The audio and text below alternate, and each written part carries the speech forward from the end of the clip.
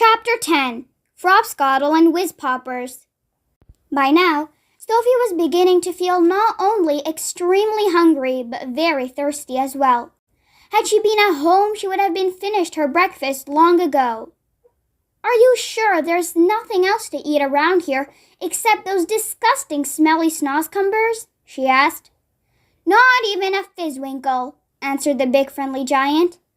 "In that case, may I please have a little water?" she said. "Water?" said the BFG, frowning mightily. "What is water?" "We drink it," Sophie said. "What do you drink?" "Frobscottle," announced the BFG. "All giants is drinking frobscottle." "Is it as nasty as your snozzcumbers?" Sophie asked. "Nasty?" cried the BFG. "Never is it nasty. Frobscottle is sweet and jumbly." He got up from his chair and went to a second huge cupboard. He opened it and took out a glass bottle that must have been 6 feet tall. The liquid inside it was pale green, and the bottle was half full. "Here is frobscottle," he cried, holding the bottle up proud and high as though it contained some rare wine. "Delumptious fizzy frobscottle," he shouted. He gave it a shake, and the green stuff began to fizz like mad. "But look, it's fizzing the wrong way," Sophie cried. And indeed it was. The bubbles, instead of traveling upwards and bursting on the surface, were shooting downwards and bursting at the bottom. A pale green frothy fizz was forming at the bottom of the bottle. "What on earth is you meaning the wrong way?" asked the BFG. "In our fizzy drinks," Sophie said, "the bubbles always go up and burst at the top." "Upwards is the wrong way," cried the BFG. "You must not ever be having the bubbles going upwards. The most flush-bunking rubbish I is ever hearing." "Why do you say that?" Sophie asked. "You is asking me why?" cried the BFG, waving the enormous bottle around as though he were conducting an orchestra. "You is actually meaning to tell me you cannot see why it is a scrawny mistake to have the bubbles flying up instead of down?" "You said it was flush-bunking. Now you say it's scrawny? Which is it?" Sophie asked politely. "Both!" cried the BFG. "It is a flush-bunking and a scrawny mistake to let the bubbles go upwards. If you can't see why, you must be as quacky as a duckhound. By Ringo, your head must be so full of frog squinkers and buzzwongles, I is frittered if I know how you can think at all." "Why shouldn't the bubbles go upward?" Sophie asked. "I will explain," said the BFG. "But tell me first, what name is you calling your frobscottle by?" "One is Coke," Sophie said. "Another is Pepsi. There are lots of them." "And the bubbles is all going up?" "They all go up," Sophie said. "Catastrophe!" cried the BFG. "Upgoing bubbles is a catastrophe disastrophe." "Will you please tell me why?" Sophie said. "If you will listen carefully, I will try to explain," said the BFG. "But your brain is so full of bug-whiffles, I doubt you will ever understand." "I'll do my best," Sophie said patiently. "Very well then. When you is drinking this cokey drink of yours," said the BFG, "it is going straight down into your tummy. Is that right? Or is it left?" "It's right," Sophie said. "And the bubbles is going also into your tummy, right or left?" "Right again," Sophie said. "And the bubbles is fizzing upwards." "Of course," Sophie said. "Which means," said the BFG, "they will all come swish-fizzling up your throat and out of your mouth and make a foulsome, belchy burp." "That is often true," Sophie said. "But what's wrong with a little burp now and again? It's sort of fun." "Burping is filthsome," the BFG said. "Us giants is never doing it." "But with your drink," Sophie said. "What was it you called it?" "Frobscottle," said the BFG. "With frobscottle," Sophie said, "the bubbles in your tummy will be going downwards, and that could have a far nastier result." "Why nasty?" asked the BFG, frowning. "Because," Sophie said, blushing a little, "if they go down instead of up, they'll be coming out somewhere else with an even louder and ruder noise." "A whiz-popper?" cried the BFG, beaming at her. "Us giants is making whiz-poppers all the time. Whiz-popping is a sign of happiness. It is music in our ears. You surely is not telling me that a little whiz-popping is forbidden among human beings. It is considered extremely rude, Sophie said. But you is whiz-popping, is you not, now and again? Asked the BFG. Everyone is whiz-popping, if that's what you call it, Sophie said. Kings and queens are whiz-popping. Presidents are whiz-popping. Glamorous film stars are whiz-popping. Little babies are whiz-popping. But where I come from, it is not polite to talk about it. Redunculous, said the BFG. If everyone is making whiz-poppers, then why not talk about it? We is now having a squiggle of this delicious frapscottle, and you will see the happy result. The BFG shook the bottle vigorously. The pale green stuff fizzed and bubbled. He removed the cork and took a tremendous gurgling swig. It's glummy, he cried. I love it. For a few moments, the big friendly giant stood quite still, and a look of absolute escasty began to spread over his long, wrinkly face. Then suddenly the heavens opened and he let fly with a series of the loudest and rudest noises Sophie had ever heard in her life.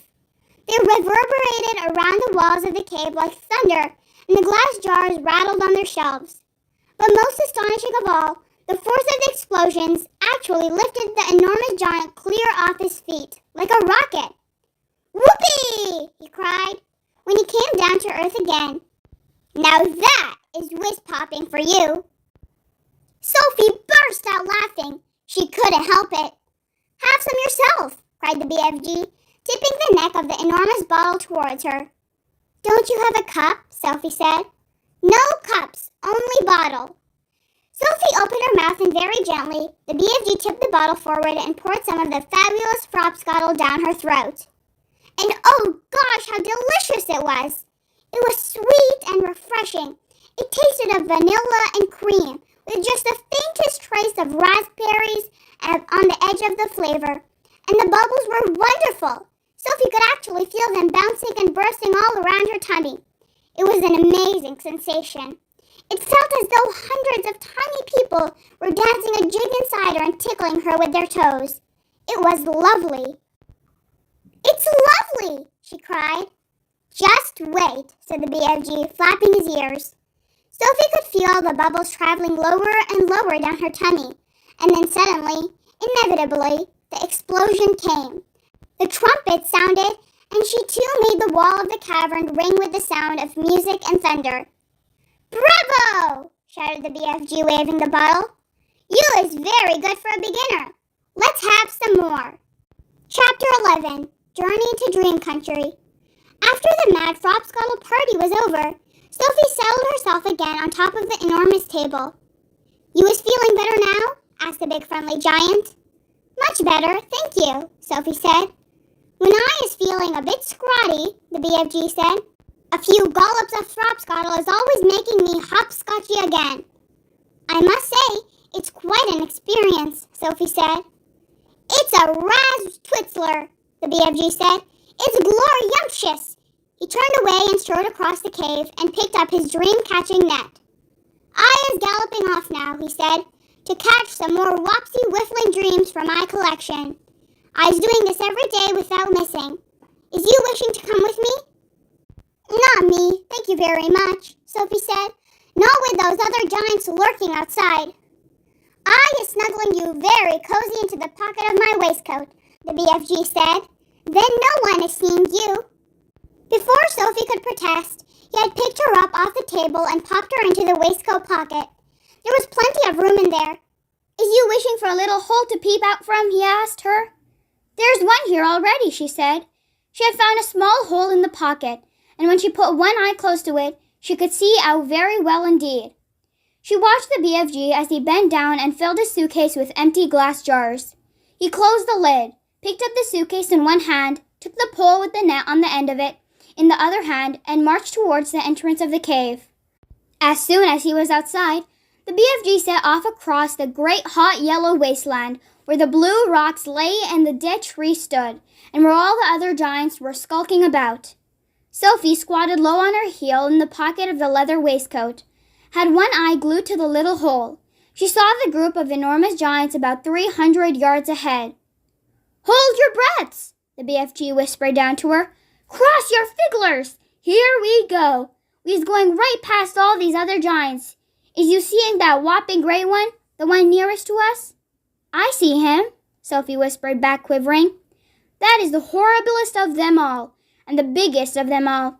He is called the flesh lump-eating giant. I don't want to hear about him, Sophie said. He is 54 feet high, the BFG said softly as he jogged along. And he is swallowing human beings like they are sugar lumps, 2 or 3 at a time. You're making me nervous, Sophie said. I is nervous myself, the BFG whispered. I always gets as jumpsy as a jog hopper when the flesh-eating giant is around.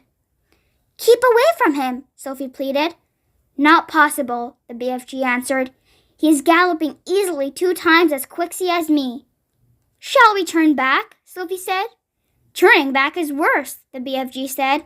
If they is seeing me running away, they is all giving chase and throwing rocks.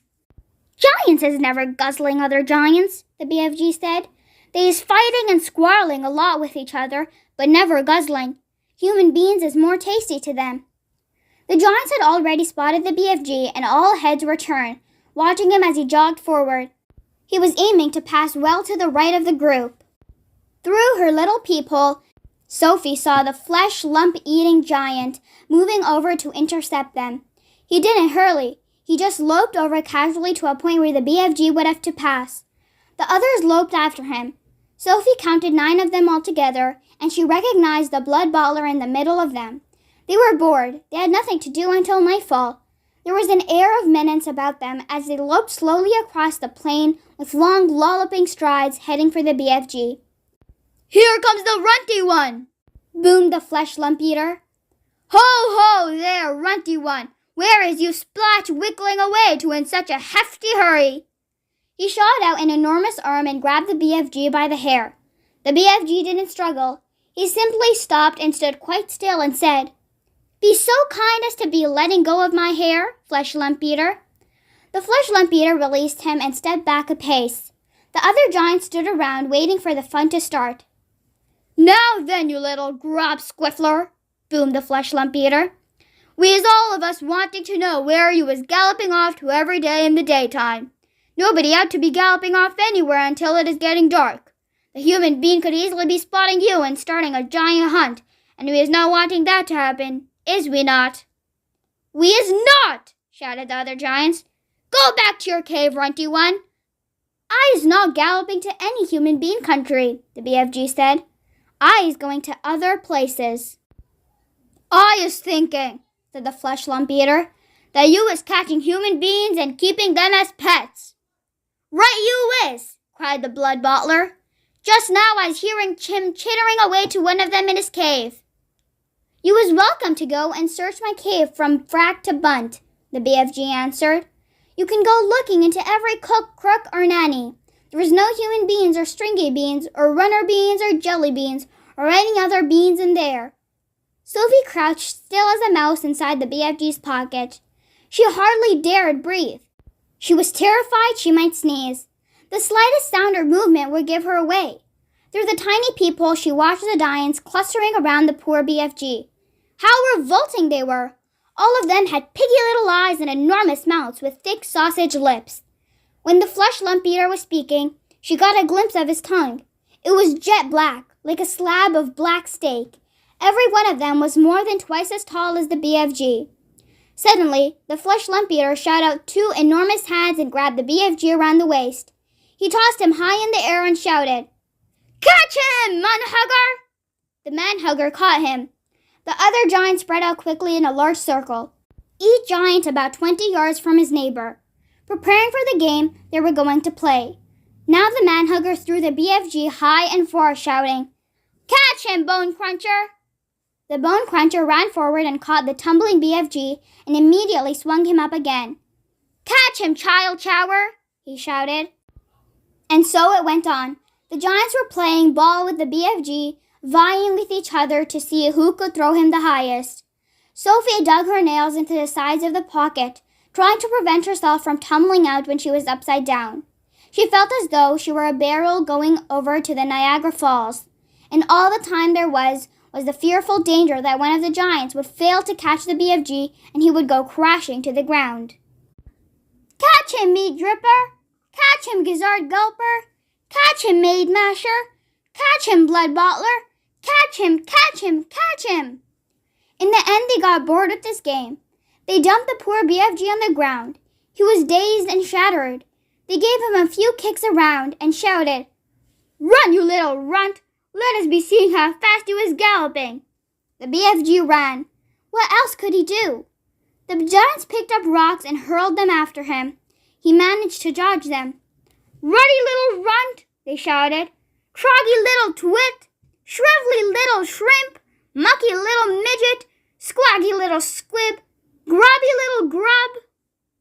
At last, the BFG got clear of them all, and in another couple of minutes, the pack of giants was out of sight over the horizon.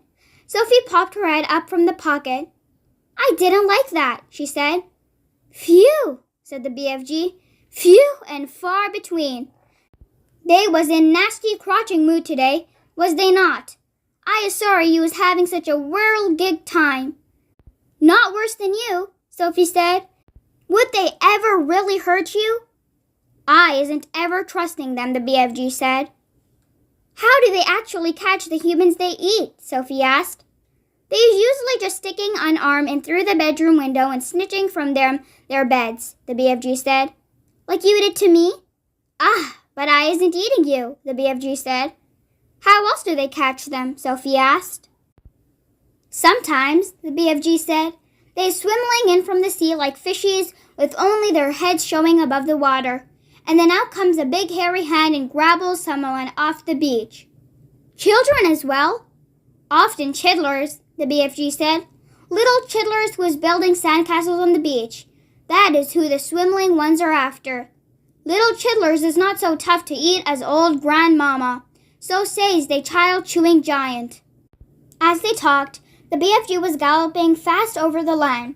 Sophie was standing right up in his waistcoat pocket now, and holding onto the edge with both hands. Her head and shoulders were in the open, and the wind was blowing in her hair. "How else do they catch people?" she asked. "All of them is having their own special ways of catching the human being," the BFG said. "The meat-dripping giant is preferred to pretend he is a big tree growing in the park. He is standing in the park in the dusky evening, and he is holding great big branches over his head. And there, he is waiting until some happy families is coming to have a picnic under the spreading tree.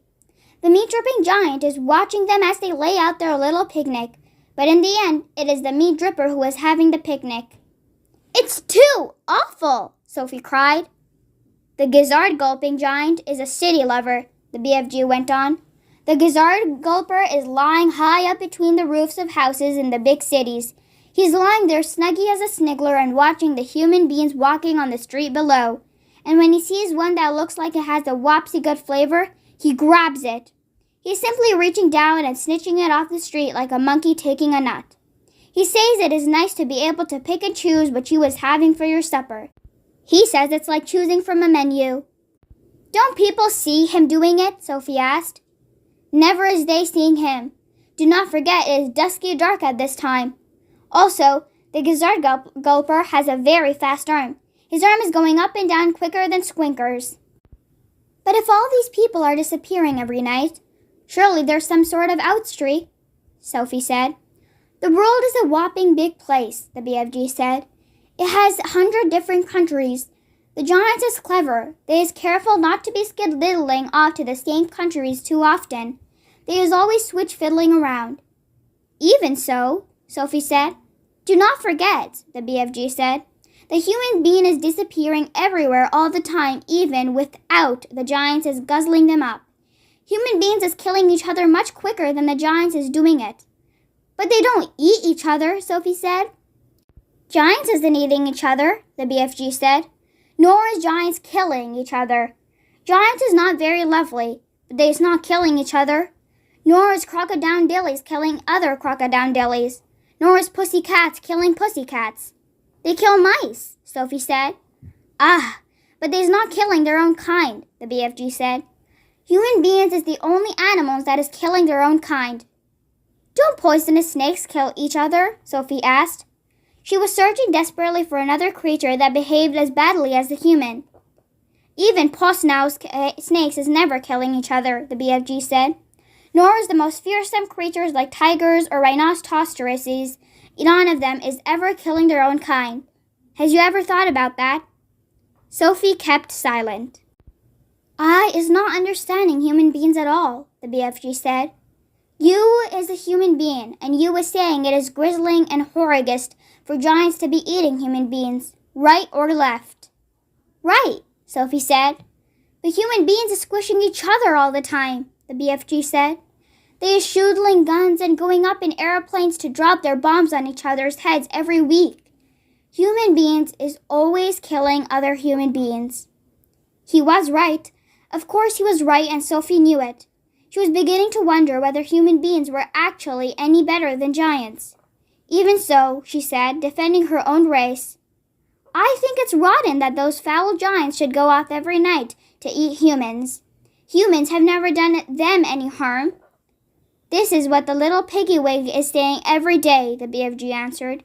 He is saying I has never done any harm to the human being, so why should he be eating me? Oh dear, Sophie said. The human being is making rules to suit themselves, the BFG went on. But the rules they's making do not suit the little piggy-wiggies. Am I right or left? Right, Sophie said. Giants is also making rules. Their rules is not suiting the human beings. Everybody is making his own rules to suit himself. But you don't like it that those beastly giants are eating human beings every night, do you? Sophie asked. I do not, the BFG answered firmly. One right is not making two lefts. Is you quite cozy down there in my pocket? I'm fine, Sophie said. Then suddenly, once again, the BFG went into that magical top gear of his. He began hurtling forward with phenomenal leaps. His speed was unbelievable. The landscape became blurred, and again, Sophie had to duck down out of the whistling gale to save her head from being blown off her shoulders. She crouched in the pocket and listened to the wind screaming past.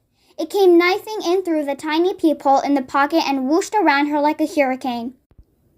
But this time, the BFG didn't stay into top gear long. It seemed as though he had some barrier to cross. A vast mountain, perhaps, or an ocean, or a great desert, but having crossed it, he once again slowed down to his normal gallop, and Sophie was able to pop her head up and look out once more at the view. She noticed immediately that they were now in an altogether paler country. The sun had disappeared above a film of vapor. The air was becoming cooler every minute. The land was flat and treeless, and there seemed to be no color in it at all. Every minute, the mist became thicker.